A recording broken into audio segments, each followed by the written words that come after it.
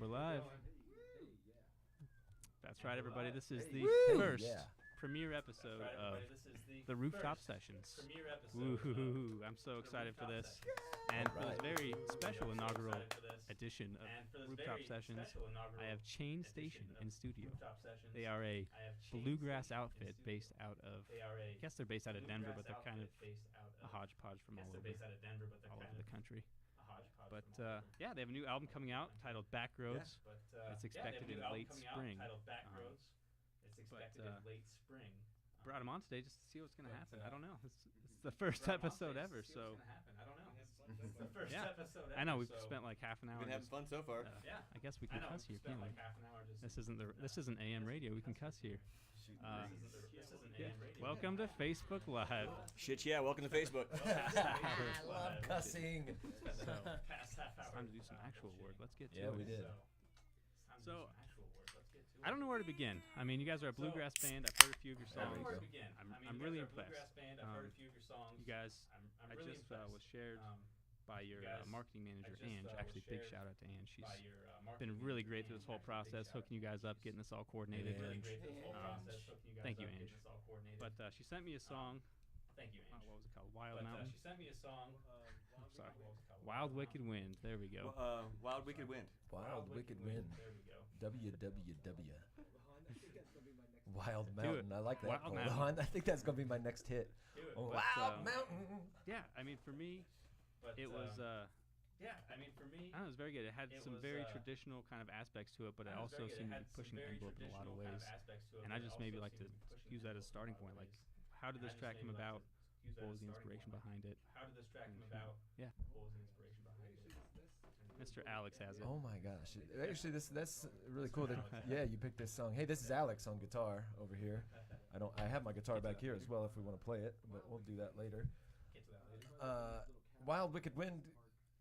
So I lived in these little cabins up in Estes Park when I was a fly fishing guide in Estes Park for quite some time. And I always had that phrase in my head, and I had a little black book that I wrote in there called, the song was titled Wild Wicked Wind, but I didn't have anything else. But the whole idea was it's really windy up in Estes Park. That's where John say hi. Scoot your chair into the mic. There we go. Hi. John Pickett over here on upright bass for Chain Station.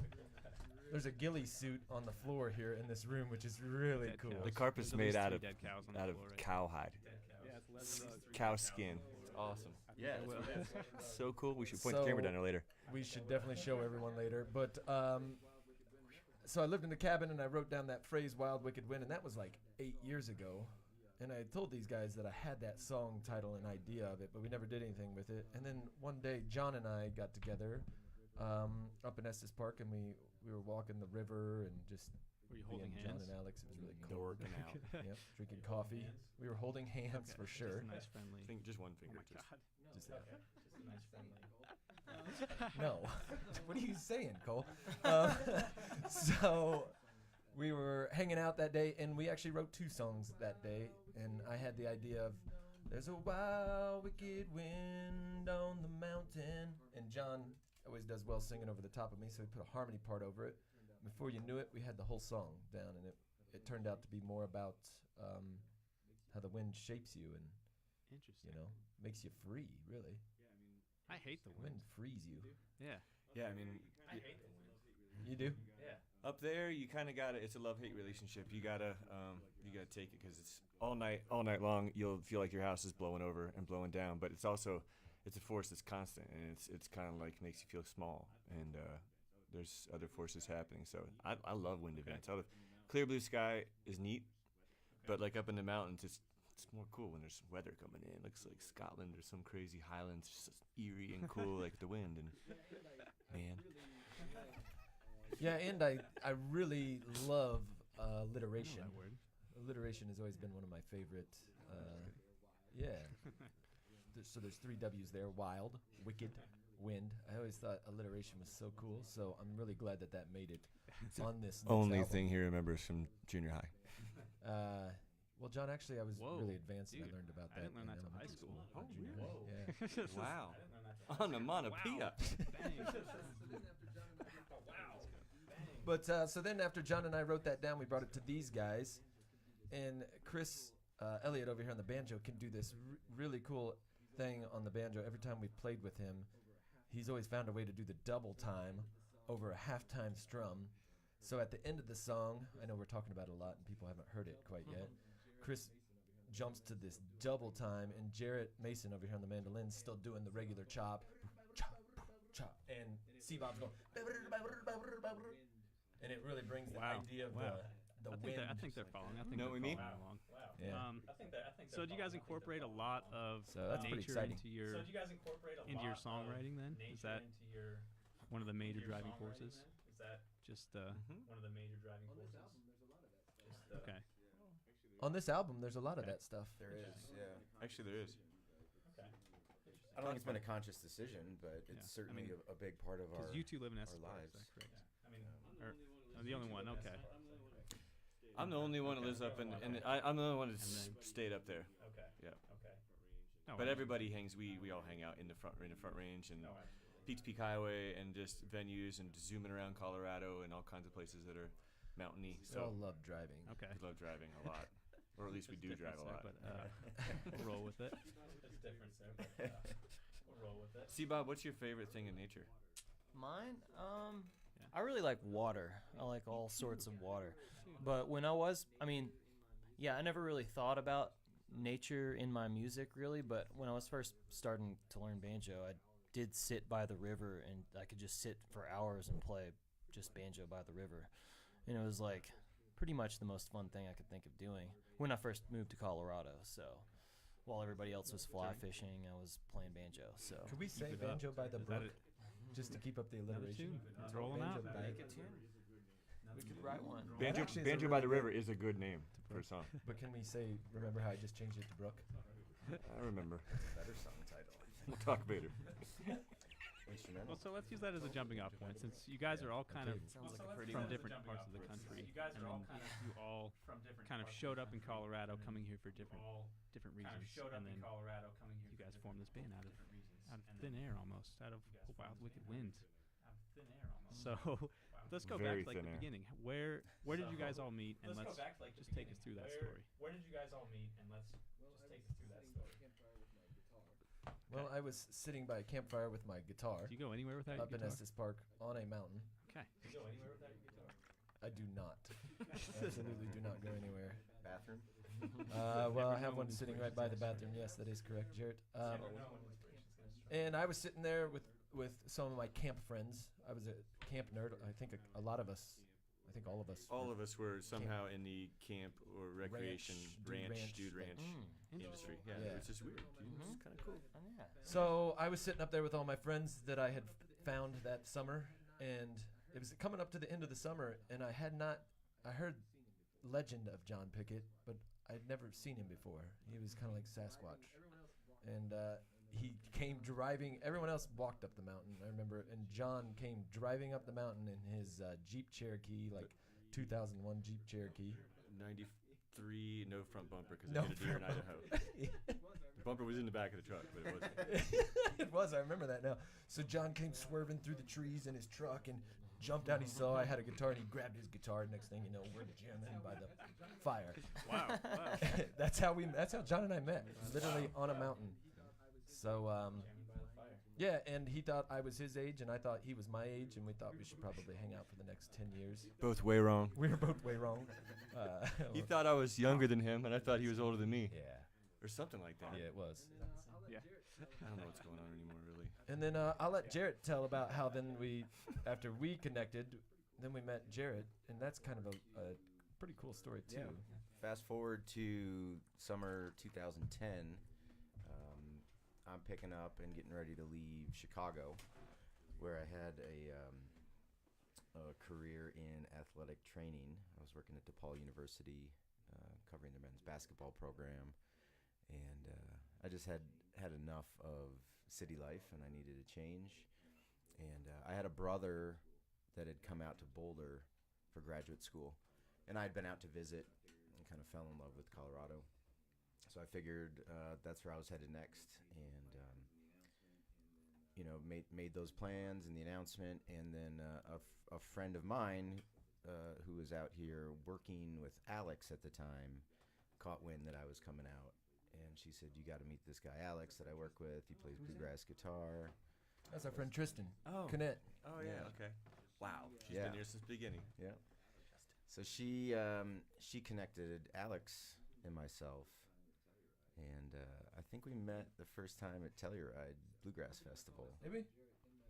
I believe so. I'm looking at my phone. I still have Jarrett in my phone. Jarrett Bluegrass. She said, that's what she said. She said, write this down. There's this guy named Jarrett. He plays bluegrass. Put it in your phone. So I did, and I just have never changed it. Jarrett Bluegrass. That's Jarrett's last name now. And I shook his hand. at Telluride. He said, "You're Jarrett, huh? Play bluegrass, huh?" Yeah. You dirty. I don't think that's true. Maybe it's true. So we picked a few tunes that summer, 2010, and I got to know each other. Alex introduced me to John. So you guys were just Slept in line attending there to at go. the Telluride Bluegrass Festival, trying to make some money. Just to go check it out. We were attending. Oh, just We were attending. Right. Yeah. Parking lot jams and all Yeah, that. but play with good people as stuff. well, jam, Yeah. you know. That's where lots of magic happens. Yep. Campground jam. Fish starting like a Grateful Dead parking lot. Isn't that the story? I think they did. Probably sounds about right. Has to be, even If they didn't, they should have. Yeah. You heard it here first. You heard it. I can't remember. It's one of those. Rooftop sessions. So yeah, rooftop sessions. We go. I think that's The restrained cheese salmon incident. I bet they've done that. That's the one. I was gonna. I couldn't tell them Careful, apart when I was careful. younger. Now I know. Okay, Now I know. And then Chris, Oh, now I know. you're very recent to this. And then to this Chris, band. you're Okay. very recent. So what? Yes, that's Where did you true. start before this? Were you in other bands previously, and then this opportunity came along? Bands previously, and then Yeah, I was in a lot of other bands. I moved, from Houston originally, and then I went to a school called South Plains College in Levelland, Texas, and they featured a bluegrass program there. So that's where I started playing banjo. That was in 2001, and then studied there for like 5 years, and then moved to this band that we started in college, just with college roommates. Got a job at this dude ranch in Gunnison area near Crested Butte, and then so we lived out there and just played for guests, and we did that for 4 summers, and then ended up moving to Lyons. That band was called Spring Creek, and we were together for probably 8 years, and then from that point I was in a couple different bands, the Blue Canyon Boys, and then the most recent was Ragged Union. And so I basically just been in a band since I've been in high school, pretty much. And that's pretty much it. And I've known these guys. We probably met, I'm just going to guess, at Rocky Grass. I probably met the Chain Station folk at Rocky Grass. I'm guessing. Probably in the campground, because that's where like a lot of people meet. So Same kind of. Yes, just like fish. Great That- guess. yeah, Pretty. that's my guess. So I can't really remember very many things. So I remember the first time we made eye contact, Chris, at Rocky Grass. you what? I remember the first time we made Tell us eye the story. contact at Rocky Are you Grass. serious? Yeah. How'd it happen? I'm Well, I was dying. hoping you'd It's make not actually true. It's not actually true, Cole. But I do remember picking. You never I do know. remember seeing Chris playing banjo, and I thought, "Holy cow, that's a good banjo." We were player." probably just did some it's like you're just in one jam, and then there's this other guy in another jam, and I don't know. It's just it's a crazy process, but it's fun. Rocky Grass on site is quite the wild party. Yeah. For if you're a real nerd and you want to play your instrument. If you guys are sitting somewhere in 4 days. Walla Walla, Washington, Rocky Grass is a music festival that happens in Lyons, Colorado every year. It's a kind of the bluegrass mecca of the mountains. season, So, I guess? uh, Is it? Okay. End of what July. season? It's Okay. during the warm time of No, the that year. works. That's awesome. July Okay. 23rd, 24th, That's all I know. 25th. Yeah, July. Yeah. For my birthday. It's always Jared's birthday. We always have a party for him, and we have White Russians every year at Rocky In the Grass. summer. In the summer. God. It's You gotta disgusting. drink 'em fast. you do. I love summer White Russians. Summer good. It's Summer watery. The last thing you'd expect. I like my beer. That's definitely so. One aspect of the show is, we're going to sit here and talk music and all that, but also like drinking beer. I think beer is an important part of every conversation. Maybe it's just because I'm an alcoholic, but I know. Really, beer is an important part of Chain Station. It really too. is. We some of our very first gigs were at Denver Beer Company. Some of my friends that I lived with in the house that Chain Station built. Chain Station would all meet there. That was kind of just a joke, but Chain Station would all meet at my house in Denver. House and of Dunn built. and the Duns is what it was called, and we would play music because we'd have these raging parties, and we would be just the party band, sitting in the corner picking, and eventually one of the guys who lived there started working at Denver Beer Co., and he's like, well, come up there and play, and then we started playing there, and that place started getting packed every time we'd play, which was really shoving cool. in the corner, like No stage. No stage. Yep. And then, we kind of outgrew that a little bit because there were so many people that would show up there. They couldn't even hear us play. It got to that point. So we played a lot of breweries and bars in our day, for sure. Excuse me, any favorite breweries still do. to play at? We love them. Excuse me, any favorite breweries to play at this point? Yeah. Yep. DBC, Station 26. Denver Beer Company, this place called Definitely. Station 26. Oscar Blues, we Oscar played there Blues, a lot. big time, yeah.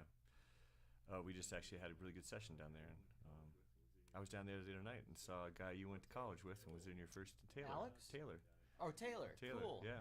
Finding the Clydes were playing down at Oscar Blues Grill and Brew and Lions. Oh, yeah. Yeah, so Main Street Lions. Chris has a really rich history of the Spring Creek that he just mentioned earlier. That band has really turned into a lot of different bands, which is really cool. True. Yeah, that would be Bonnie and the Clydes, because Taylor, they're married, and he plays guitar and sings with her, and then Alex plays in Rapid Grass, Alex Johnstone. So. And then you or 3 other bands, but not Chain Station. Right. And then, isn't there? No. Well. Anyway. Yeah, that's the main bulk I saw of the people that stayed and back around here. before I really was playing a lot of bluegrass, like live shows and stuff like that. Really? I remember going to Spring Creek shows down in Lions. That's and probably where we met too. Probably, was yeah, at something different like that. shows, I'm sure. It's kind of weird. Oh, man. Yeah? Dream. I mean, yes, totally. Sleep next to that guy someday. Someday I'm going to share floor space with that guy. Oh my god. I'm gonna have him smell one of my big ones in a van traveling through the Midwest. That's someday. Well, like, where does It's coming true. bluegrass is obviously a huge part of all of your roots. What made each of you get into bluegrass, and why? I mean, there's so much other music out there. Yeah. Ooh, good question. I'm gonna sit back on this one. Yeah, I'll start. I was late to this game in life. I didn't pick up a guitar or an acoustic instrument until I was in college. And then I just started tinkering around on the guitar. A lot of self-taught stuff, strumming along with the hits, and then that was in Ann Arbor, Michigan, where I kind of got started. And there wasn't a big bluegrass scene. I didn't even know what bluegrass was at that point. And we're talking like early 2000s now. And then when I moved to Chicago, a couple years later, a friend of mine showed up with a mandolin. And he's like, check this out. I just got it at the Old Town School of Folk Music garage sale or something. And he had no idea how to play it or what he was doing. But he showed up with that mandolin, and I took the little bit I knew from the guitar, and the two of us kind of embarked on this journey to learn the mandolin together. That's cool.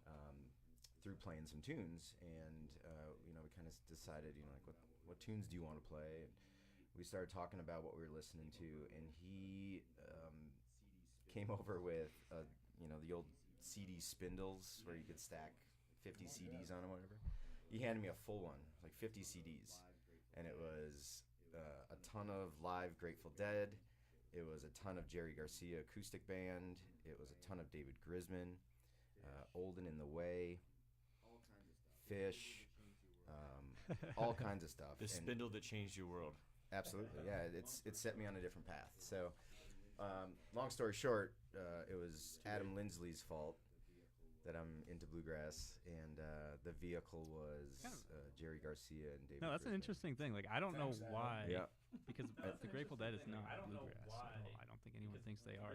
But for me, that was my biggest But Jerry had okay. Jerry had a big bluegrass background. Yeah, okay. And the Dead was just his electric band, I guess. But he had bluegrass in his veins from an early age. Okay. Yeah. So I just started digging deep into that stuff. All the Garcia stuff and David Grisman, and started listening to all the acoustic disc releases There's some fun new tracks that have come out as of lately too. Of Oh, really? Jerry Garcia's first kind of bluegrass playing. What too, do you which like? is YouTube, super fun. I saw that. Yeah. That's cool.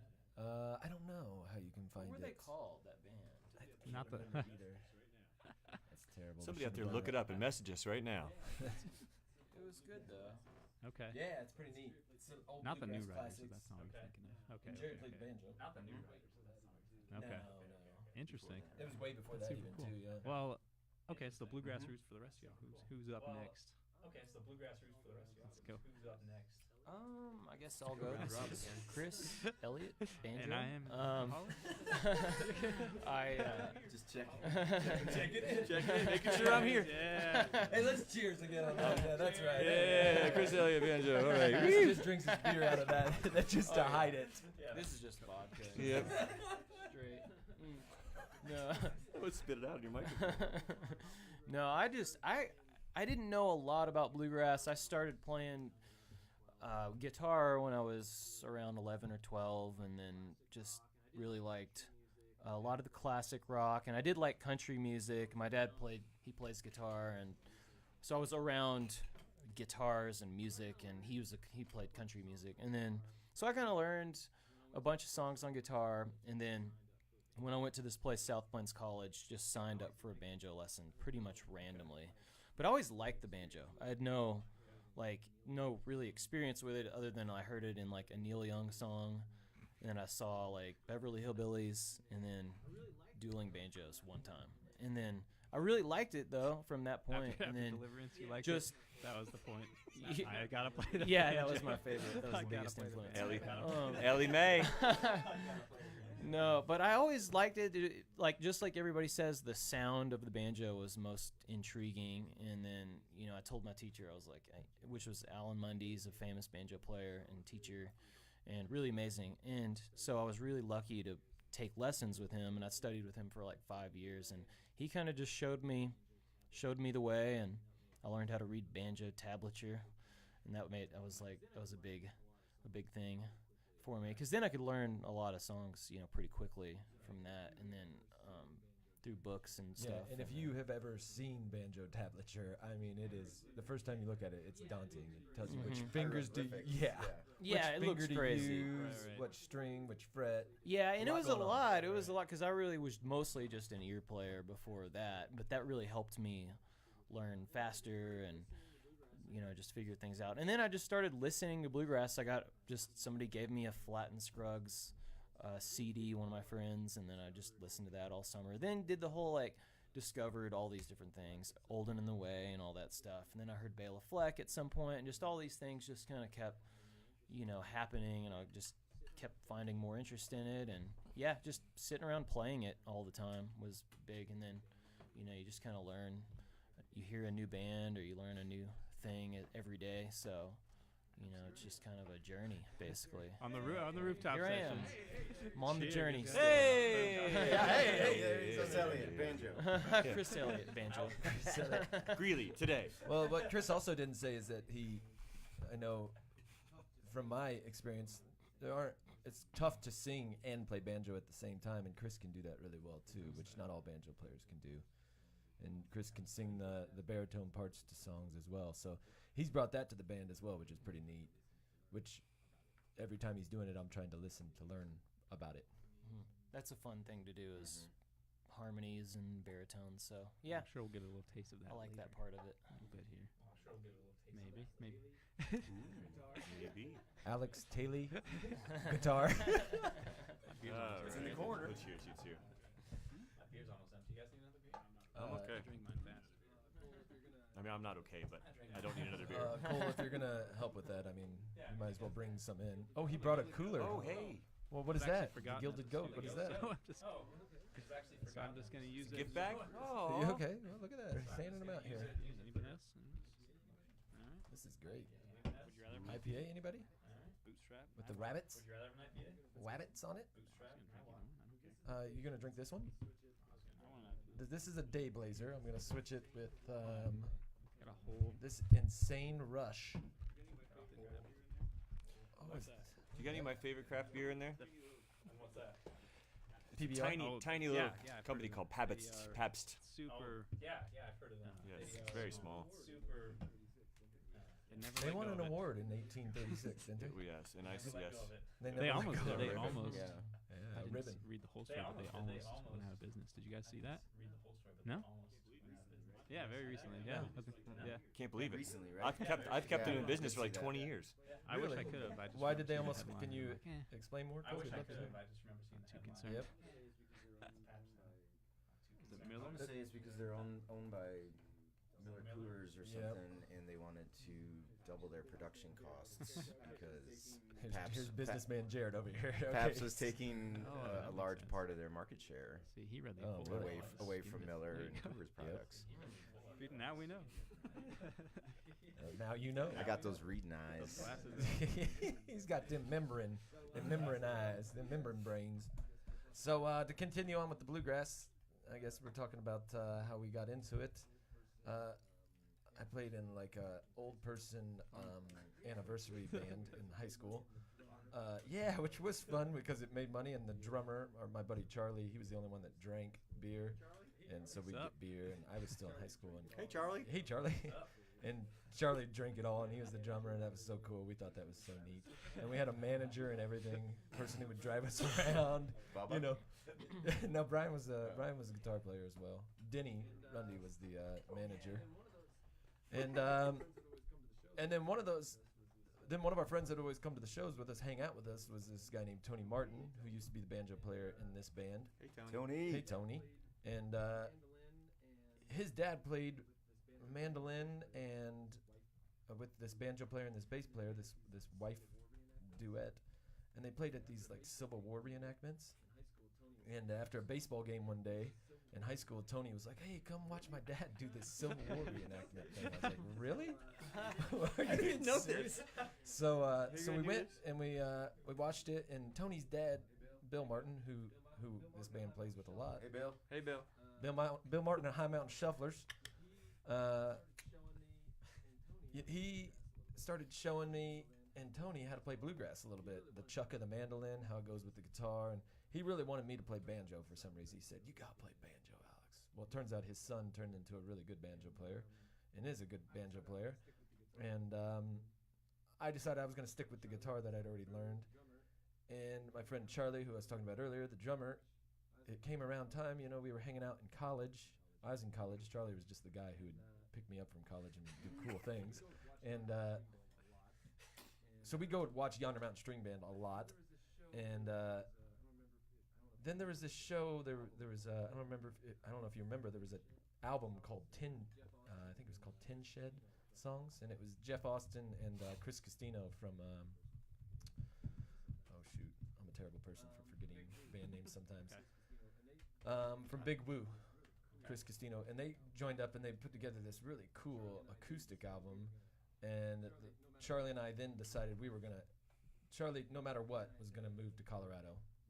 And he and I had been to Winfield Walnut Valley Festival in Winfield, Kansas a lot. We picked there, and we thought that was so cool. So we finally decided we're going to move out west. We heard there's guitar playing and fly fishing, and we found jobs. And on that way out there, we listened to that album and Yonder Mountain String Band a lot. And when we got out here, we couldn't leave.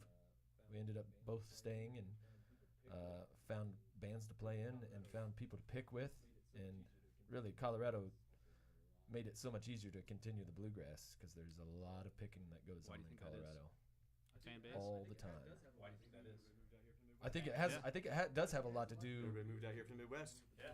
But I think it has a lot to do with beer too.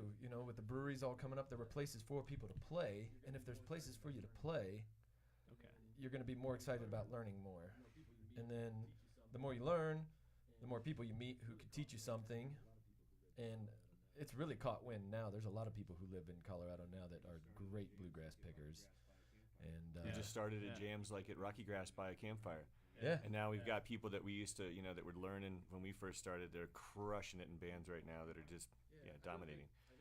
And also the environment. Yeah, I really Yeah. think Yonder Mountain String Band did a lot for that as well. I mean, that band really turned a lot of people who maybe knew what bluegrass was, and really turned them onto it even more to dig deeper and find out more about it. And marked Colorado as a spot on the map, as a bluegrass state. I mean, because bluegrass Destination originated out like the state, yeah. Appalachians, so that's quite a ways from here. It's kind of migrated. Yeah.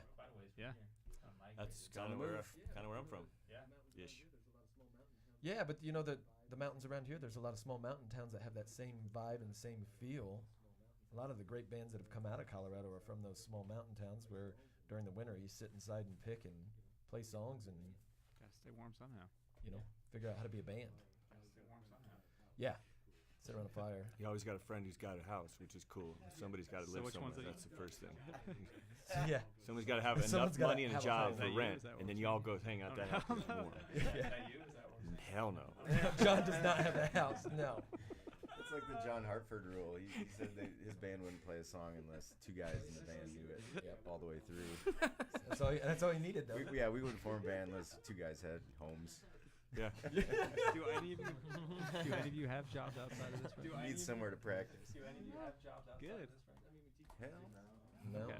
Besides, we teach music. Yeah, I teach 3 days a week at Swallow Hill Music. But we've created it so it's flexible, all of us, so we can play music at any time That's needed. We're ready. Keys are in the van, or Enterprise is ready to give us the van. And so what got you in bluegrass? All right, John. So what That's it? what got you in bluegrass? These guys. That's it. Awesome. No, that's funny. Yeah. It was a bit of forced. It was forced a little bit upon John. Yeah, rewind to 2011 in that basement in Boulder, Colorado. We showed up for like the first Chain Station rehearsal, and we just gave John My upright bass. a that I little had. three-quarter, half-size It looked upright like cello. bass. Yeah. And I said, John, you're playing this. Just play a root and a fifth. So here, rewind a couple more. Sounds like That's good. And that's pretty good. Yeah, it's pretty good, by the way. Can you? I can beatbox. Let's do it. Let's hear it. Let's hear it. Bullshit. Um, Let's hear it. So rewind a little bit more, and in Estes Park, all these people we've been talking about, and Charlie and Tony and all these people from back in his hometown, everybody was kind of out in Colorado, and Charlie had this itty bitty little cabin, and the stabbing cabin in Glen Haven, Colorado. So wait, that was the house because he was warm. We needed to go there. Yeah, That's true. that was the only house. He had a potbelly stove with a little miner that was pan and gold with a burrow on the side of it. It was really cool. Oh, I love it. Anyway, I'm digressing upon digressing, but it's down this little canyon called Glen Haven. And Glen Haven, this guy next door, Randy and Sierra, Randy had dump trucks and Trans Camaros on blocks and all kinds of stuff, and so we called it Glentucky, because I'm from Ohio and it was pretty podunk down there. It was pretty ragtag, and we hung out down there. I ended up moving into that cabin for 3 years. I was playing rhythm guitar in a band called Glentucky Funkdown, which was me and Alex and Jill Schledweiler. Hey, Jill. And Charlie and Tony. And Tom Nugent. And Tom Nugent. Who Tom lives here Nugent. in Greeley. Hey, Tom. Hey, Tom. Oh, for real? It's not, for real? no. Second cousin. Second cousin. I'm like, yeah. No, not at all. Not for real. Serious Cole. mustache. He is not related. He is not related to Ted Nugent. So anyway, I played rhythm guitar in that because I still don't bother with solo, and I'm a strummer and a singer, and that's what I do. That's what I focus on, accentuate the positives. But I'm learning every day, and so instead of playing rhythm guitar, we had a guitarist, we had a mandolin player now, and so yeah, I'd played some electric bass. I played in all kinds of stuff, played drums, sing, and played electric bass and different stuff. And then they gave me this little, what is it, quarter size? A half size bass. So it was tiny. It looked like kind of like a big cello, or it just looked like a cello. I didn't know what it looked like. It just looked like something I'd never played before with no frets, and I was like, ugh. And so I'm like, dunk, dunk, dunk, dunk, dunk, dunk, dunk, dunk, dunk, dunk, dunk, you know? After about a week, I could do that. Next thing you know. Then, yeah, so I'm also an ear learner. So I started with, my dad got me my first guitar, a little black, cheap one, I think when I was 10, also 11 maybe. And then I got my 88 Japanese Stratocaster, and that was my baby. And so that's how I learned to play guitar, basically. Took lessons, didn't love them. Took classical lessons for about 9 months and quit. It's just too hard, and I didn't really practice much. But all those were the roots of it all. And so what I did was became like I just play by ear, or did for a long time. So now what I'm doing is I'm having my 2-year-old to meet. So I'm backing it all up with theory, and after lots of hours on this upright bass, I finally got a real one, a big kid bass. Oh. It's out there. No, this is the new wow. one. Alex got me another bass. So for about 8 years. About 8 years. John played this bass. I went and played. I filled in with a gig. Played with the Love Brothers up in. Mike Love, right? It's up in Silverthorne. Oh. It's the Beach Boys. I think it's a little different. And those guys were playing, and in the middle of a song, I was jamming with them, playing with them, and the bass player was like, "Hey, you need an upright bass?" And I was like, "Yeah." "You got one?" He's like, "Well, I got one that's broke. You want to buy it?" No. We played through the rest of the song. Song stopped. I was like, "You being serious?" Because yes, I want to buy your upright bass. How much? He said, "Case of PBR." And I said, "Sold. I will be there." And I feel like he didn't want to sell it to me after he said that. I could have got 2 cases of I could PBR. sell it for real money. So Two cases. yeah, right? So I ran and got the case of PBR as quickly as I could. I went to his house, showed up. I was like knocking on the door. I was like, "Remember what you said? Here's your case of PBR." He's like, "Oh yeah, come in the back room." And the bass, the bottom had someone had dropped it, and the bottom. The upright bass has got the end pin. Somebody had kind of gone on the steps or something like that. Well, the Love Brothers partied when they played. You know. Oh yeah. They would get down. I about spilled my beer when I was telling that story. And yeah, it's getting crazy in here. Safe. And so John then played that small bass for a little while, and I was like, "Dude, maybe let's take this one and see if someone can fix it." And then who was the guy, Jarrett, that fixed it? Eric Trujillo. Eric Trujillo, I think. Eric yeah. Trujillo, Obviously, Me Vita Strings on good down place by to go. Federal Boulevard in Denver. Saved our ass. Me Vita Strings. Yeah, he's been my bass guy since. Yeah, he's a luthier. He's a really cool guy. Me Vita Strings. So he fixed the bottom of the bass, put it together for I don't know a couple $100 or something like that. Reinforced it. Yeah, a little bit more. Yeah, so it automatically, finally it's still cheaper than any other bass in the world. And then I started playing on that thing and lugging it around, and then I dropped it. I was at the music store shopping for I was hoping you'd include this. It's a good story. So I went into Rob's Music in Boulder, and I brought my bass in with my zippy case, my flappy case. And I brought it in. I said, "I need a bass amp," and he said, "Okay, try these out." And had to pick up in there, so I got my bass out of the case. And there's this little kid and his dad walking around shopping for guitars. And I pulled out my upright, and the kid was like, "Wow, Dad, what's that?" You know, and I'm like, "Hey, it's an upright bass. You want to try it?" You know, I'm always hanging out, and like kids love upright basses. So they do their thing. I'm doing my thing, and I'm testing it through this amp. And I would never just leave my bass somewhere precariously, right? So I stuck it between this chair and an amp, and I'm like tested it, like poke it, you know, you just kind of make sure it's not going to go anywhere. Yeah, shake it a little bit, and I'm like, it's totally solid. I'm going to go use the bathroom.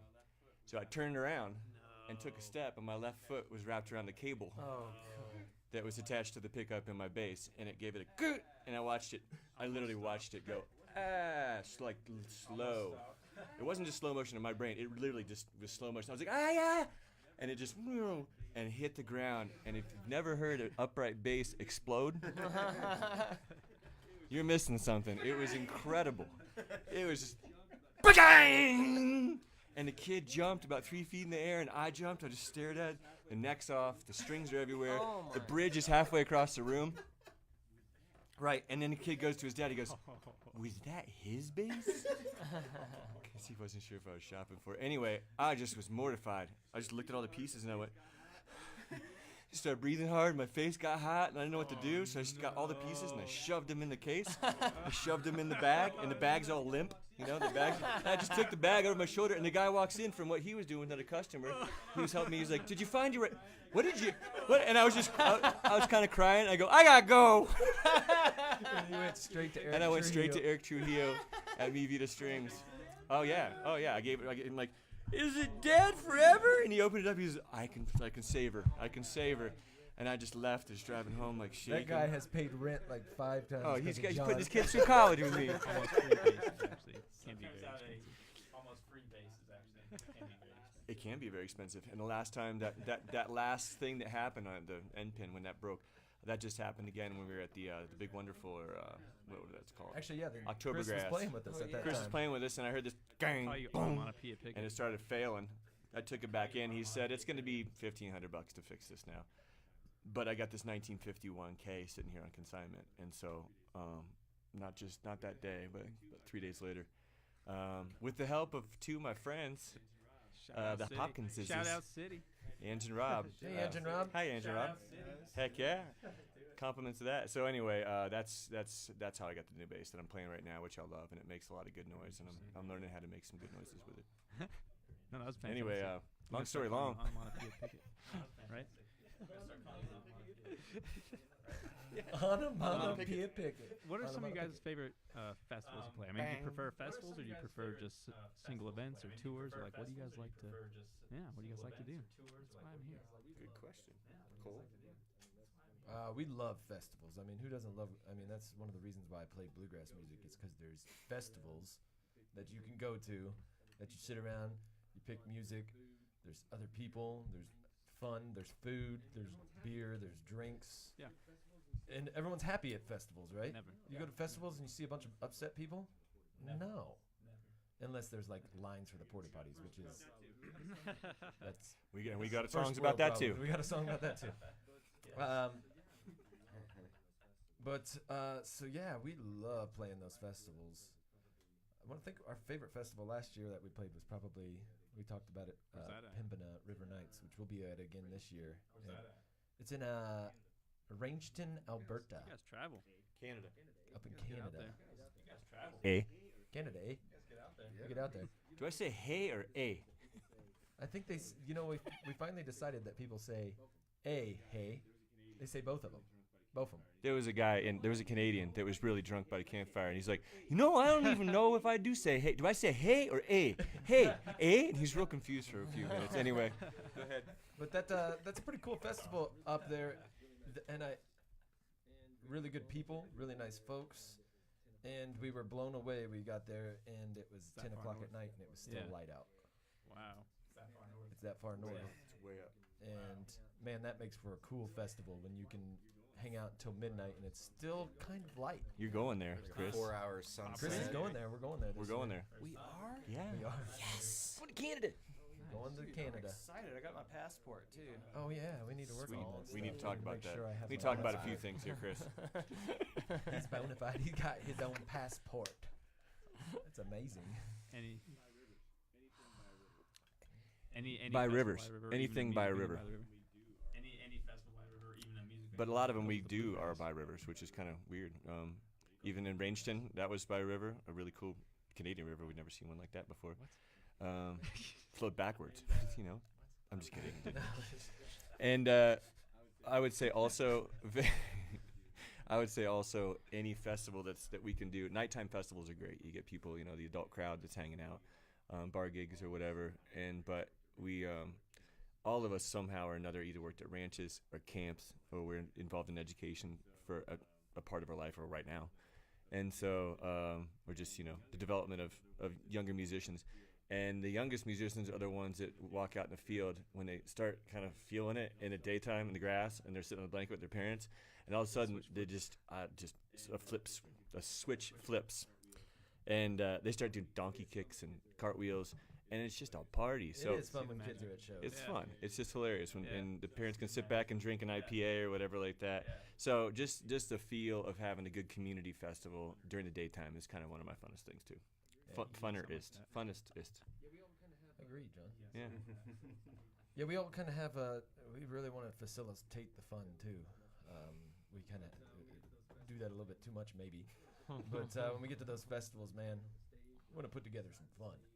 Whether you're playing on the stage or off the side of the stage, so that gets me excited. We're That's rarely good. accused of So is being that a something boring fans group have of come to humans. expect at this point is So is that something party? fans have come to expect at this point? Is Even if we're low. Right. Well, I mean, it's not always like a It's not like a raging rooftop beer session, party. it's not. No, it's not. We've graduated. We realized that if you party as hard as the crowd does every night, you're not going to last in this business very long.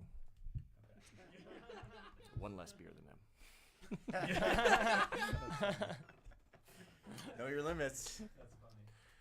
But push them to the sky. It's time for being timid. Now it's time for you to have another beer. So yeah, at a lot of those festivals though that we've been to in this last year, we came up with a lot of songs which are on our new on our new album, Backroads. Spring. which What's is that called pretty again? exciting. Backroads? Backroads, our new album that's coming out in the spring. Yep. And we're playing those. If you come out to our live shows, we're playing some of those songs live right now, as well. We're mixing them into our set list, building them up, hyping them up, which is a lot of fun as well. We had a blast for 7 days in the studio, just having a good old time up at Swing Finger Studio up in Fort Collins with Aaron Youngberg. And our friend Kyle Tuttle joined us from Nashville. Kyle Tuttle plays banjo with Jeff Austin Band. Yeah. Yeah. And he came and produced the album for us, and we just had a great time. We took the songs that we've been messing around with for a while and turned them into something pretty neat. I don't know how long we've been doing this. About an hour. I don't know how long No, we've been doing this. I mean, no, it's this one. Right now. This is your first one. You're full of them. You're full of them.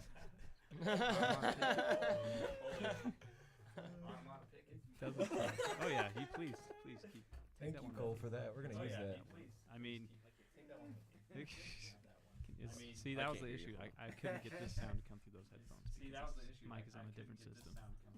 He can beatbox. He can beatbox. Yeah. Check it out, yo, at the rooftop with a friend John P. Jarrett's over there, Chris sitting right here, drinking beer with Cole. I'm amazed you could That was sick. beatbox That was with good. Metallica playing in the headphones. That was amazing. With Yeah. Metallica. Well, I that's how I learned how to beatbox. Where most Yeah, people. for sure. That was pretty Master good. of Rapping over there was, beats. that was on point. So is that your second?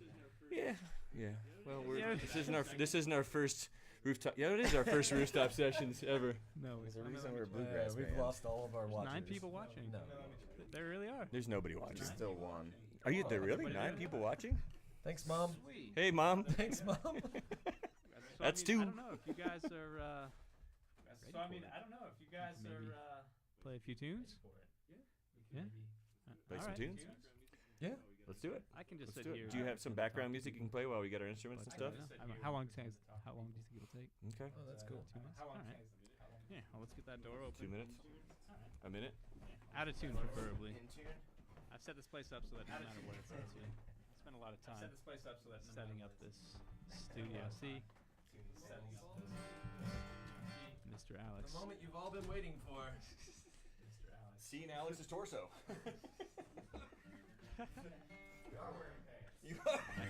So again, Backroads Chain Station coming out Again, Backroads, late spring. Chain Station. We're gonna coming hear a out few songs here. I don't know if we late even know what spring. we're gonna hear. I don't know if We're they've gonna hear a discussed few it. songs here. I know don't we if haven't know discussed what it. we're gonna hear. I don't know if they've discussed So I'm it. kind of excited to see what's about to happen here.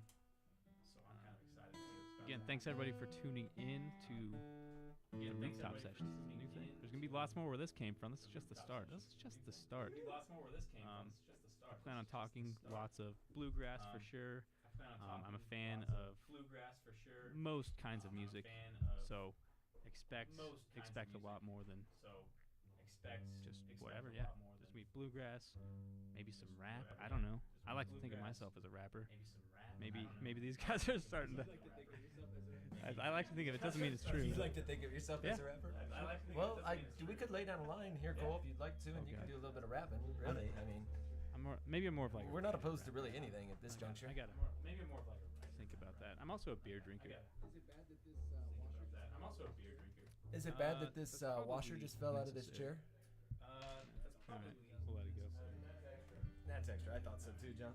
Drinking on this Centennial IPA from Founders Brewing. drinking on this Centennial. It came in this IPA. mystery 15 pack I bought It came which in turned out to be an this, 18 pack mystery 15 pack from one of my local liquor stores here. It's pretty Turned cool. out to be an 18 pack. There's a box that said One of my local liquor 15 beers mystery Really? pack, There's a box 20 that bucks. said Turned out it 15 was beers 18 mystery beers pack, $20. mystery pack. Turned out it was 20 18 bucks. beers. And came with a bunch of IPAs, some Came out of with a bunch state, of some in state IPAs. stuff. So I'm pretty excited about it. Some out of state, some in-state stuff. So I'm pretty excited about it. You just handed Insane me Rush. this And that's Bootstrap one of my favorite Brewing IPAs of all Insane time. Rush. That's one of my favorite IPAs That's a good one. of all time.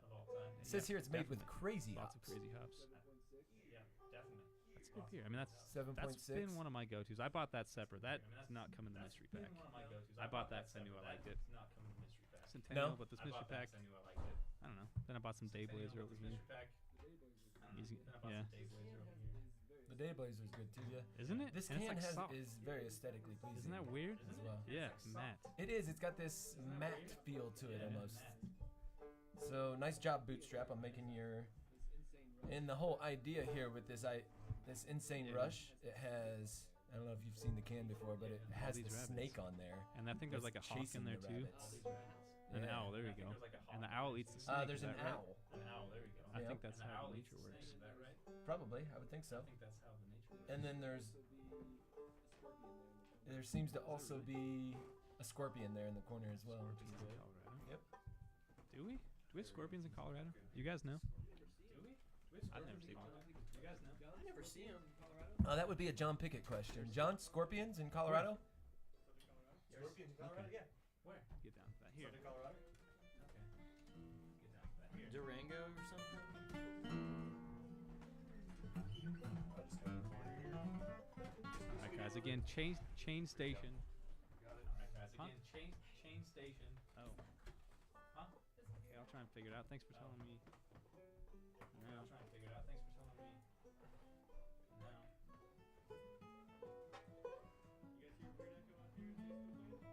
Anybody hearing some weird echoes? out there in Facebook land? Anybody heard some weird echoes? You got reverb on there, buddy? Oh, we do have a question. We do have a quick question here from Sam.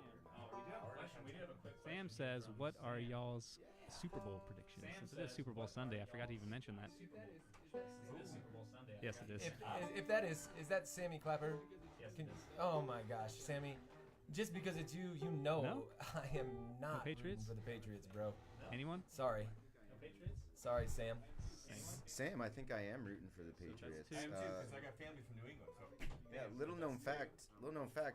I went to school with Tom Brady at the University of Michigan. It's fine.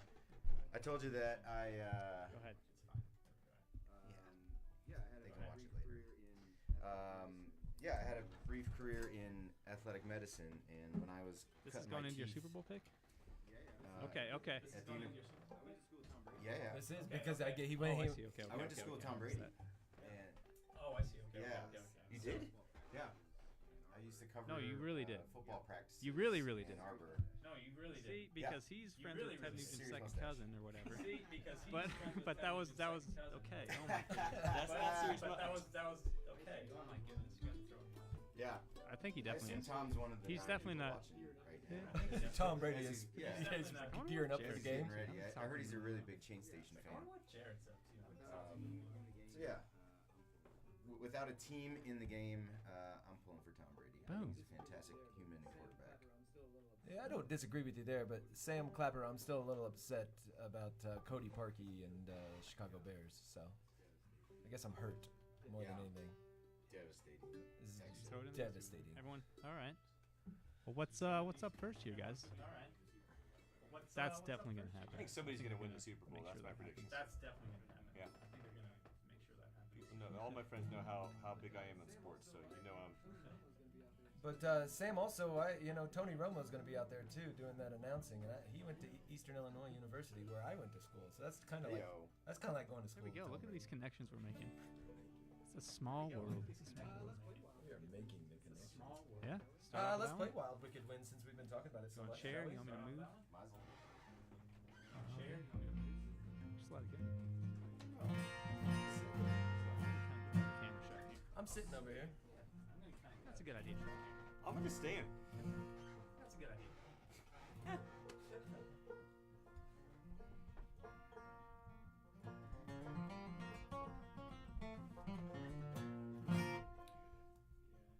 Checking out that delay or the. Well, you guys said this is the first rooftop session, so if there's any bugs or glitches and you guys are on Facebook Live, you can just type a little note and say, let us know what you're hearing, what you're seeing, what you're feeling. Give us a shout out, say hi, ask us questions. We want to know what Yeah, maybe you we'll guys. have a rapid question round. That would be super cool. We'll start that after this song. Rabid? A rabid question? Oh. And rapid. And rabid. And Rabbit. And rabid. I really got a question. Speaking of rabies, just found out the other day that one of my friends in Jackson got bit by a bat and had to get tested for rabies. Whoa. Really? Did they test positive or negative? Negative. Negative means it's bad news. They got rabies. Not sure. Okay. That is confusing, isn't it? It is really confusing. Always confused me. You test negative. Because I've been tested a lot, and I'm just always like, what does it mean? For rabies. For rabies. Nothing else. Well, if you guys are keeping score, this one's in B flat. Wild Wicked Wind. Well, yep. Kind of.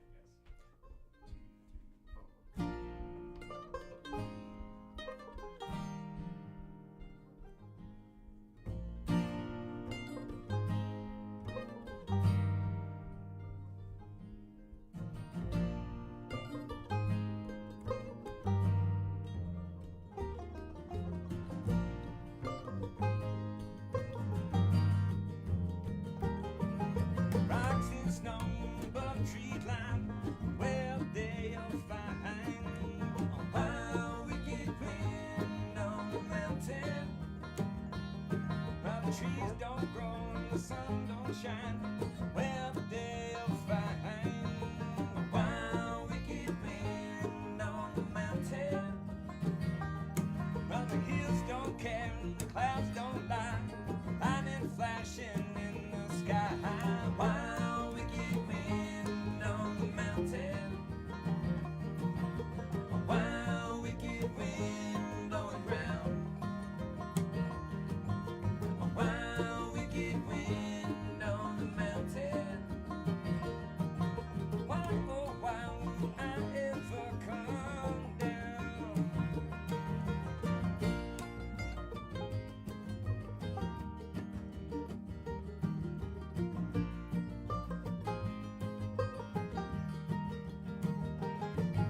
There's no map and there's no sign where there you'll find my mind. There's no map and there's no sign where there you'll find my mind. There's no map and there's no sign where there you'll find my mind. Wicked wind on the mountain. A wild wicked wind blowing round. A wild wicked wind on the mountain. Why, oh, why would I ever come down? Higher, higher, higher, higher. Higher, higher, higher, higher. Don't you run. Don't you hide. Don't you run and don't you shine. Stand up tall, let your free flag fly.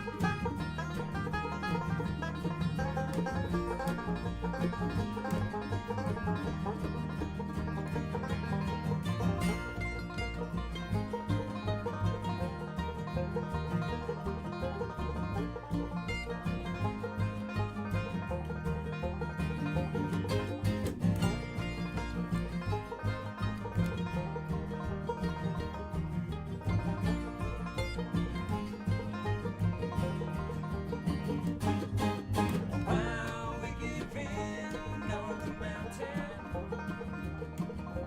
Wild wicked wind blowing round.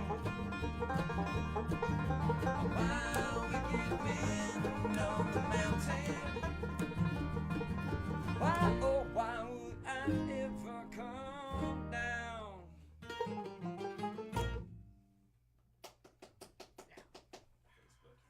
Yeah, there's a wild wicked wind. Take that, Tom Brady. Yeah. How'd you like that, Tom? How'd your college career end up? Oh, pretty good actually, probably. Yeah. He's doing great. He's doing great. Oh my gosh. It's a little deflated, but Hey, John, I didn't think you had it in you. yeah, I knew a sports fact. Topical. Is that the right guy? Wow. Right? That's the right guy. Good job. Well, what are you guys thinking? Proud of you. we need some feedback on some of our new songs. That was Wild Wicked Wind. That was Wild Wicked Wind. There's that in that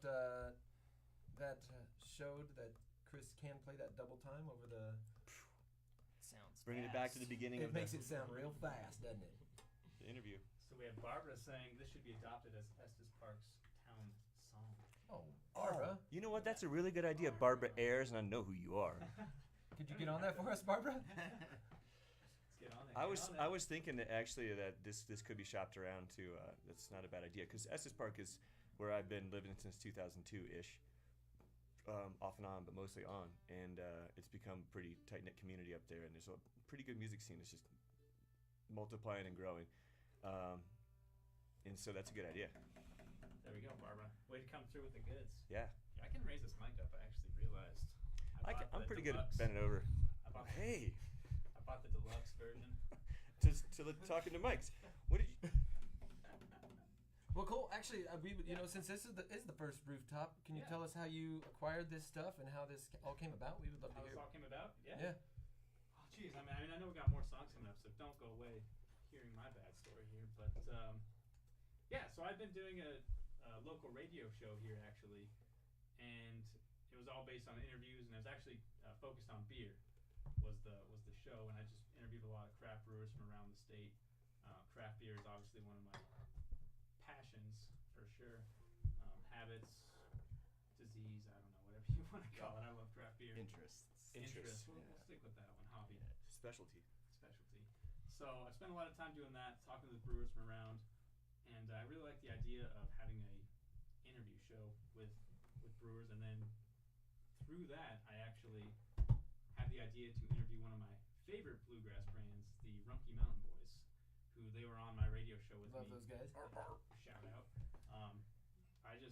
I saw they were coming through town, through Greeley a few months ago, and I thought I'd throw my hat out there and say, hey, would you guys like to come on my talk show and have a little chat, play some music? They said, heck yeah, we're in. And at that point, I kind of got this idea. I'm like, you know what? I want to do more of this music interview stuff. So I decided to get out there and create my own little podcast here called The Rooftop Sessions. Built a studio in what was my bedroom. Oh, really? It is now. Could you not tell? It is No, now you did a great job. It's now a professional studio. I've built my own little soundboards up there. Got 2 weeks ago, you were watching Netflix and chilling right here. Right here. You can still feel it. You can still feel it. Yeah, the air is thick. So, yeah, and this is the first one. So through the Rumpke Mountain Boys, I actually met Chain Stations here, their marketing manager, Ange. Another big shout out to her. Hey, Ange. Whoop, whoop, for hooking this all up. Like I said, there's lots coming the way. We got another song. Cool. What do we got, guys? Play a song called Bluegrass Babes. Bluegrass Babes.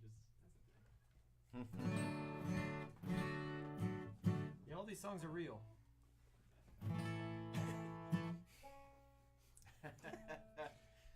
Don't believe it? Right on. Don't We believe won't it. play it. Don't believe the hype. Chris needs to talk to the wall for a second. Hello, curtain. Curtain. Pet the wall. Curtain Bob. Curtain Rod. Rod Curtin. There's a fuzzy wall. Yes, exactly. Yeah, I got you. 1, 2, 1, 2, 3, 4.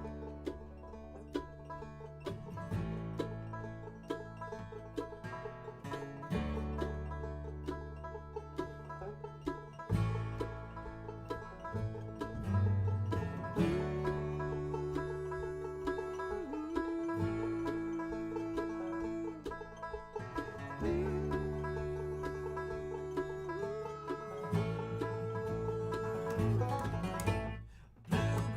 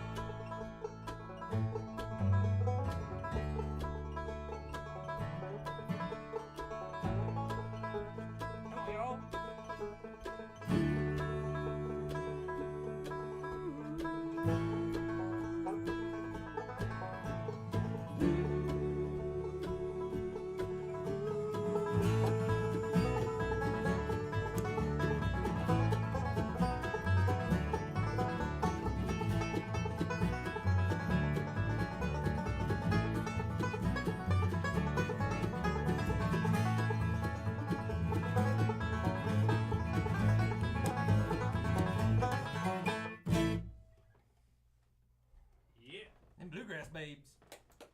What was the inspiration behind that song? We couldn't figure that one out. Nature. Nature. That's nature again. Yeah. You had a good answer for this. It wasn't The beauty of nature. No, you had a good answer for this. It wasn't just bluegrass babes. It's not just like Well, it is. You know, chicks in the crowd or something like that. But There's a lot more to it than that. there are a lot of beautiful women who love to come to bluegrass shows, which amazes me, which I think is amazing, all in its own, and I think it's really cool. Shocking and very awesome. And it's also a little bit about the fact that there's a lot of younger people also playing bluegrass these days, and they know all the songs way better than I do, and they know how to play them perfectly to the T. So they're leading the way. I'm a youngin', yeah. Some people think I'm a youngin'. That's great. I love hearing that. I'm a youngin', yeah. Some people think I'm a youngin'. That's great. I love hearing that. Guilty. How old are you? Discharge. Well, I'm just going to go ahead and give it away. He just celebrated his 23rd birthday. At 11. Nobody actually knows the ages of the band members here. And nobody actually knows the ages of the band members here, and that's one of the big mysteries. Yep. Here's a fun Facebook world question. And if you already know this, don't chime in maybe, but who do you think is the oldest person in the band? Who do you think is the youngest person in the band? Yeah, so after we And do do you this have any little other questions rock for out us? session, we're going to have a little question and answer. So if you have any questions for the band on Facebook, put them in the comments. We'll answer them after this little session here. So I think we got one or two more songs. I don't know what they're thinking, but we'll figure it out here. No, well, perfect. It's just a perfect practice session. How's the acoustics in here? How do you guys feel about that? Does it sound decent? How's the acoustics in Is here? Lil anything off? Sounds great. Okay, perfect. Seems up I to was code. concerned about that. Spent a lot of time on those. But John, we should play half full. You know, John, we should play half full. what about half empty? Half empty. That's a good thing that you said there. Let's cheers half again. full, though. Cheers. Cheers to everybody Beer's out always there half to empty. your glass being half full. People get a hold of Beer is you always half empty. Cole, how do people get a hold of you? The to, best way is going to be on be a part of Facebook. this We'll have a show? YouTube channel up soon. Search Rooftop Sessions. Yeah, I think on Facebook it's RoofPod. So facebook.com/RoofPod. Simple as that. Okay. Will this yes, what's it will. happening right now be available later So on YouTube? everything that you ever see will be available on YouTube, Facebook. I'm going to put up an Instagram. Probably not video on there, but all the pictures and stuff like that beforehand and after. But yeah, Facebook is the best thing for now. I'm sure there'll be a website at some point. Tell me about it. I love Facebook. Love Facebook. Nah.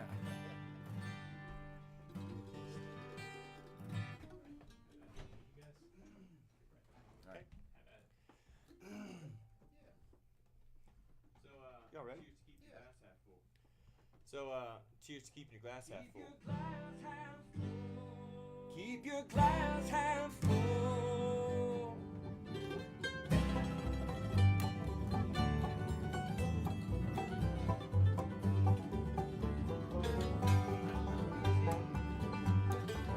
My load is heavy, but there's always room to spare. If any day my luck could lean from lucky to unfair, and I got a little, but that's all I've got to share. I bared my soul releasing all these words into the air. Keep your glass half full, and let your love light glow. We all need a beacon when the storm begins to blow. We all need a beacon when the storm begins to blow. Well, sit and tell me everything you know. I didn't used to listen, made it hard for me to grow, and I'm feeling wealthy. All the friends that I have known, from the garden of my life is from the seeds that you have sown. So keep your glass half full. Let your love you light glow. We all need a beacon when the storm begins to blow. We all need a beacon when the storm begins to blow.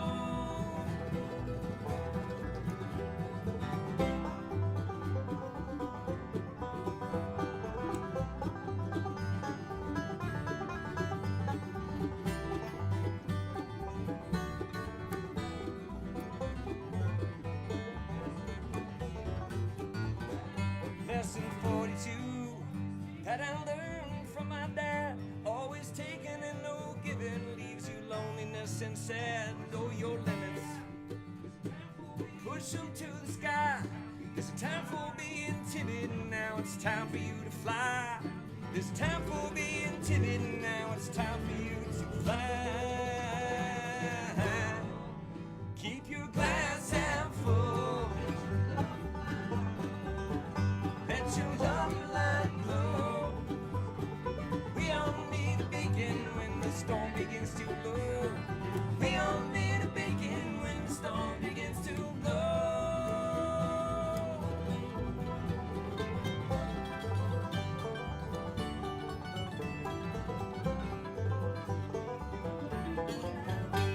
So keep your glass half full. That song seemed appropriate.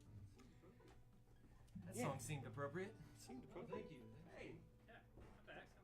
Oh, thank you. hey, Yeah, I'm back. back. Just listening for my make sure. But yeah, if there's any technical difficulties, just let us know. Yeah, if there's any We'll address them. technical difficulties, But I think we've been good so far. Hey guys, sound okay? I think that sounded okay, guys. Technically sound broadcast. Brand new equipment. Don't know what I'm doing. No, I got it. That was fun to play right there. Me too. That was fun to play. John Pickett, can you tell us, John? You know, good job too, Alex. John Pickett, can you tell us a little bit about that song, that half full song? Yeah, I mean, because that one's cool. It's a good story behind it. Yeah, I mean, it's kind of a loose story. It's just in general. The reason I think I am where I am right now is that when I, in life, am moving forward and come to a barrier, I adapt, go around it, tackle it, or jump over it instead of getting my. I'm trying to think of an analogy. Like when you're walking along and you step in some gum, and instead of turning around and looking at the gum and thinking about how to get it off and stopping for it, just keep on walking. The gum will fly off there. Just go. Keep your glass half full. Have a positive attitude. You know, and I'm not telling everybody to do this because it's not the easiest thing to do in the world, and I don't do it every day. But in general, my philosophy is keeping my glass half full and looking at life that way. And then I've got some pieces in there. My load is heavy, but I've got I don't have a lot to share, but what I do have to share, I'll share it with you. There's a lot of other details in there, and I brought my dad in because my dad passed away a couple years ago, and he was a big influence in my life, and so lesson 42 I learned from my dad. Always taking it. Cheers for Pat Pickett, huh? Pat Pickett. Cheers to that. That was a general. Let's cheers for Pat Pickett, huh? Pat By Pickett. the way, Pat Pickett was a brewer, and he is the one that got me introduced to craft beer. We actually owned a brewery back in Ohio Really? for about 6 years of my life called Miami Trail Brewing Company. And that was in like I was gonna say that's like one of the No, first. it was not in 1984. If what year? Yes, it was. No, it was back in the day. Okay.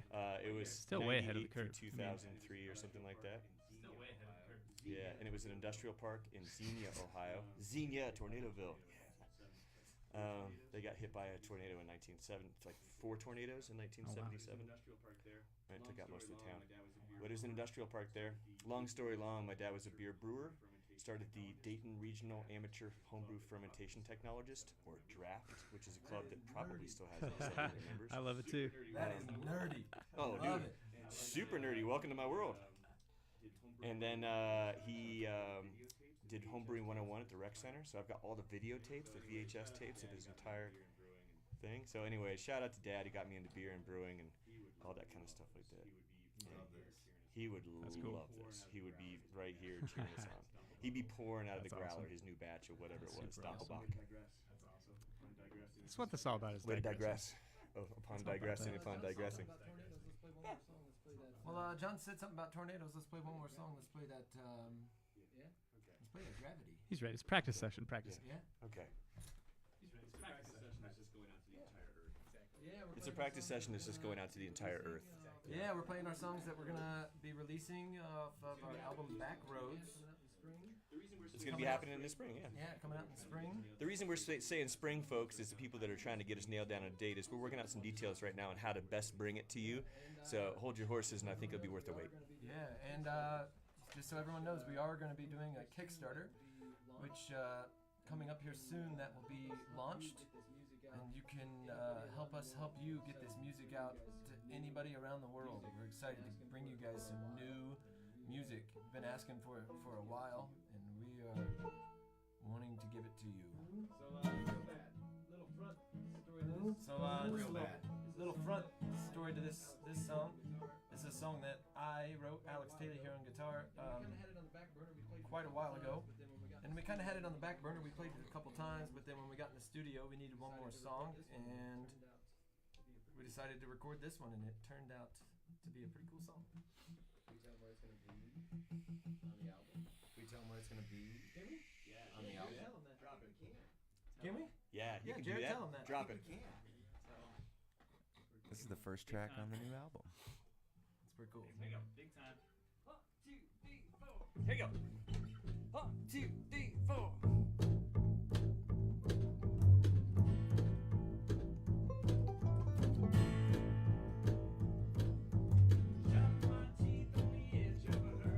Shot my teeth on the edge of a hurricane. My daddy's a tornado, you know he's the one to blame. If I ever take off, they're gonna close down the block. I'm a rock, I'm a flame, shooting down from outer space. I'm a leaf, I'm a tree, I hold down these hills, I'm gravity.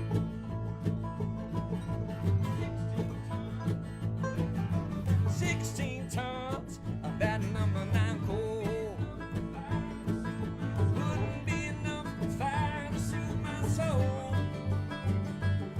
I'm a supernova gone out of control. Oh, I'm a rock, I'm a flame, shooting down from outer space. I'm a leaf, I'm a tree, I hold down these hills, I'm gravity.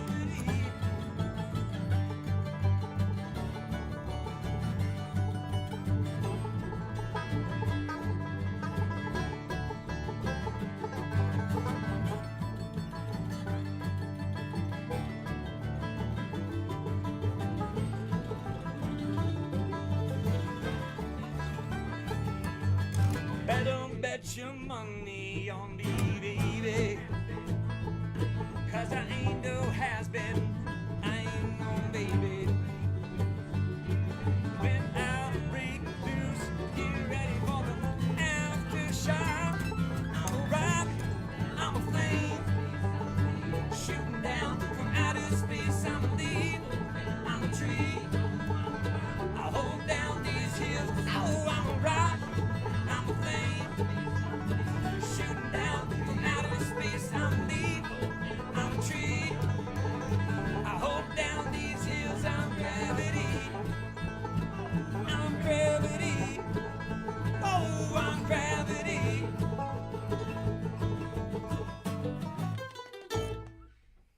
Working out the bugs live on Facebook. Working out the bugs live on Facebook.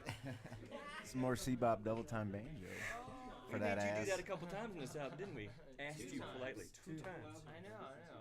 But you know what? I've been the whole album that I'm listening to right now. By the way, I've got it sitting in my car. If you guys want to listen to the album, just find me driving by, jump in.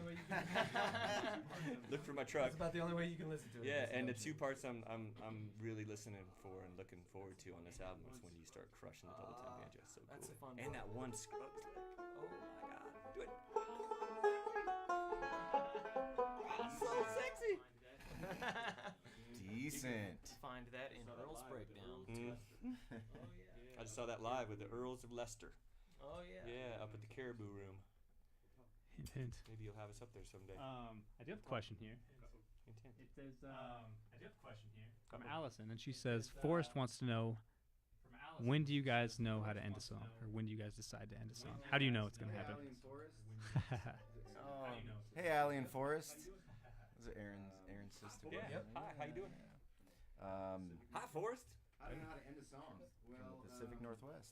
How do we know how to end a song? Well, typically when we get together to learn these songs as a band, we put together an arrangement So the arrangement might go, okay, there's an introduction section, which we all kind of know and talk about, and then we might go through the first verse, and then the first chorus, and then there might be a solo section that we're playing through, and all these things can kind of live and breathe on their own. So maybe playing live, we might take a solo section that's maybe 8 bars on the album and stretch that out to 16, 32 bars in a live setting, just to kind of play around a little bit and see what happens. I mean, that's half the fun of playing these tunes is seeing what comes out, because they're rarely the same tune twice. But yeah, when it comes down to ending the song, we have cues.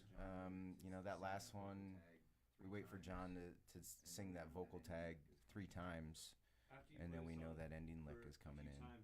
After you play the song for a few times, you start to feel it. It becomes a thing, and you actually feel the song. And so I think after you listen to the song on the new album a few times, you'll kind of feel how it's going too, and you'll know that's the right time to end it. Like, you can feel it. And I think that's what happens to us after a bit of time. So yeah. If there's anybody also out there that's learning how to play guitar or an instrument, it's a really good idea in your head to be counting 1 and 2 and 3 and 4 and 1 and 2 and 3 and 4 the whole time through as well.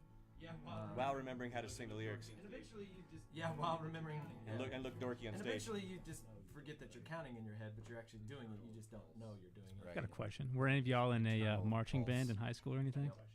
You were? Yeah. Boom. I played the sousaphone. Whoa. I was the dude who carried around the huge. It was. Absolutely. I think it's Chicks dig it. sexy phone. It was.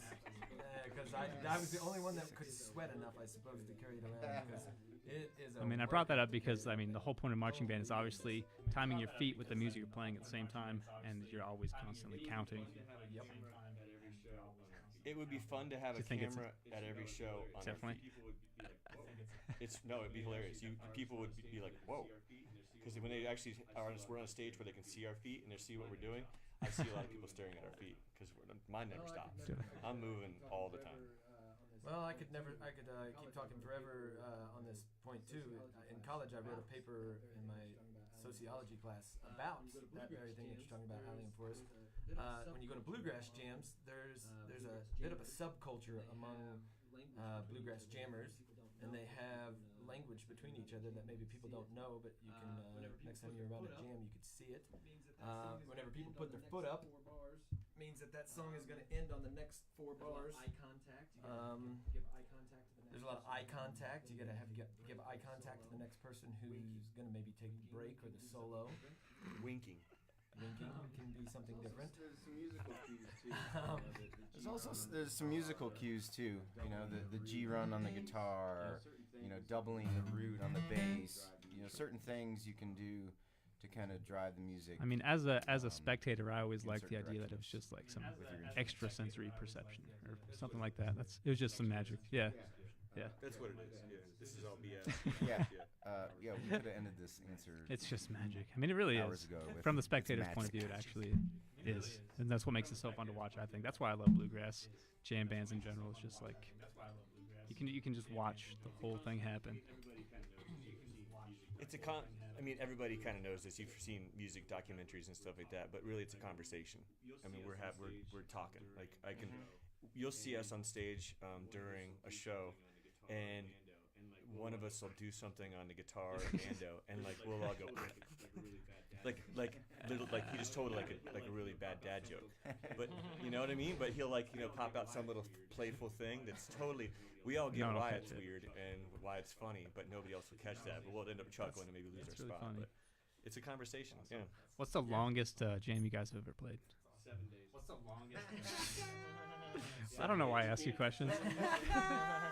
Yeah, in Canada, the sun never went down. We were just messing around. Just kidding. Mom, no. Hours. Hours.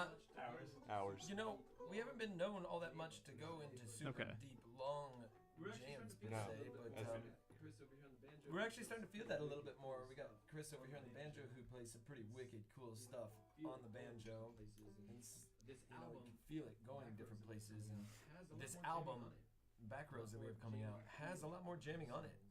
A lot more jammy feel of a couple songs that are stretched out, where we just said for X amount of measures it's going to be you. That's been fun. Do something cool. A lot more space. So that's been fun. Yeah. Yeah, we've A lot more space Yep. than on previous albums. Yeah, we've been known to want to fill every space. You know, maybe just because we're a four-piece. You know, and we're making sure, because a lot of bluegrass bands will have a fiddle or dobro, or something like that, something else that's in the groove. So we are only 4 pieces. So if you were, some traditional people would say, which one are you missing? You know, what? And I said, well, we're Chain Station. We're not missing anything.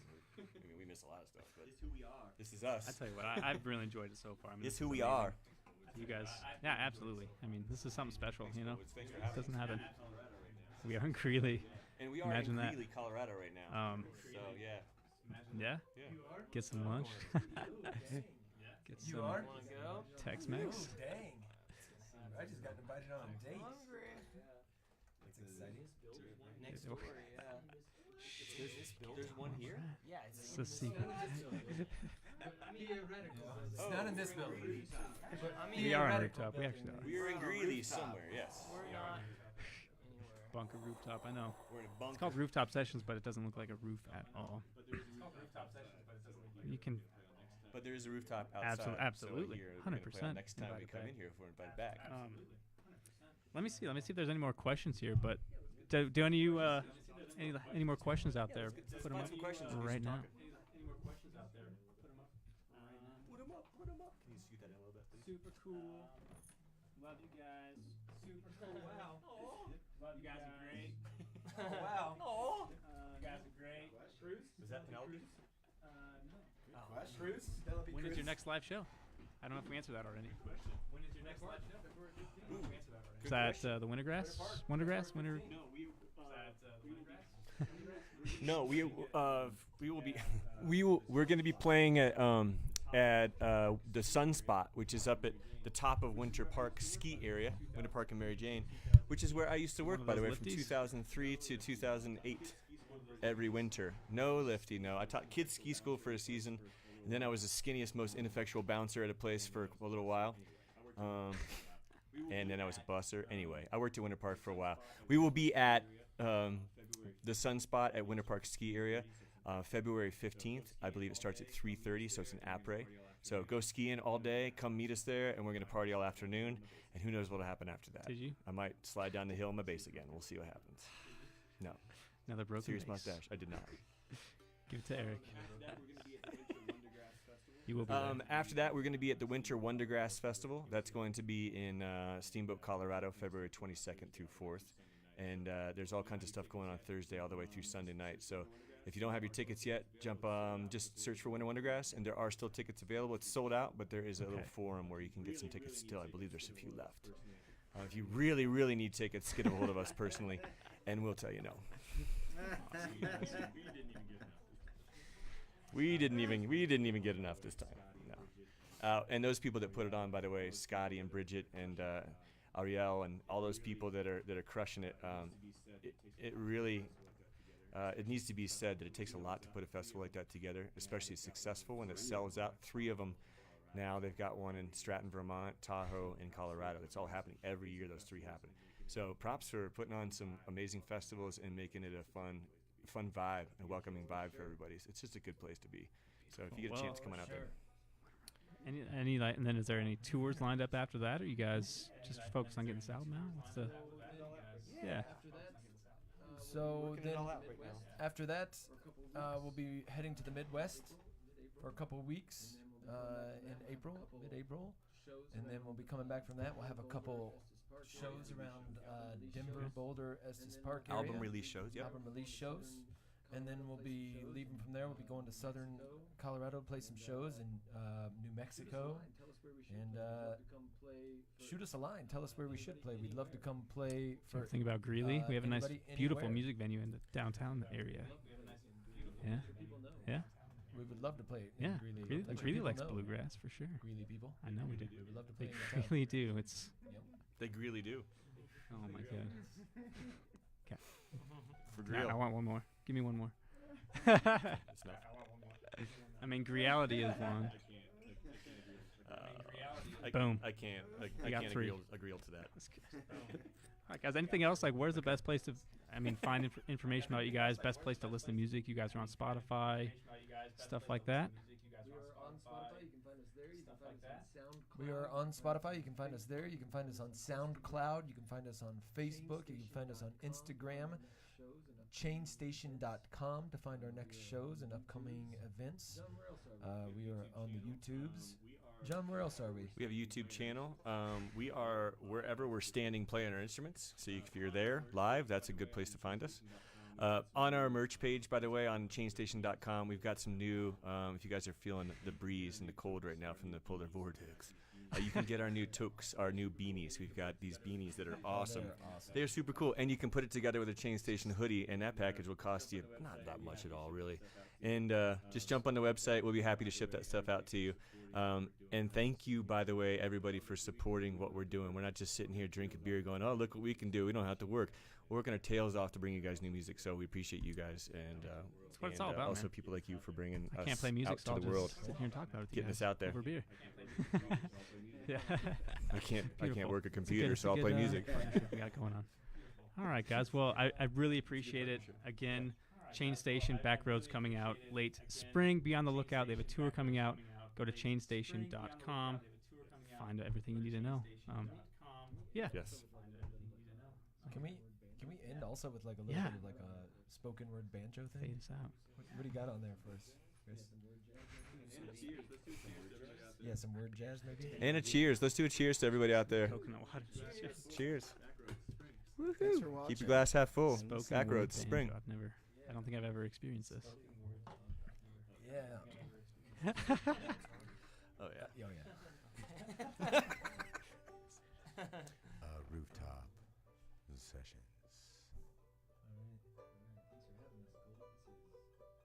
All right. Thanks for having us, Cole. This is Chain Station on Rooftop Radio. Thank you very much, listeners. Alliteration. Onomatopoeia. Leather rugs. Boy, I hope we see ya soon. Gosh, we're weird. Thank you very much. We love you from the bottom of our heart. We really do. We really do.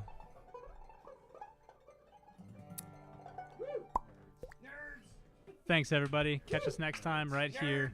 Rooftop Sessions on Facebook. There's more where that came from.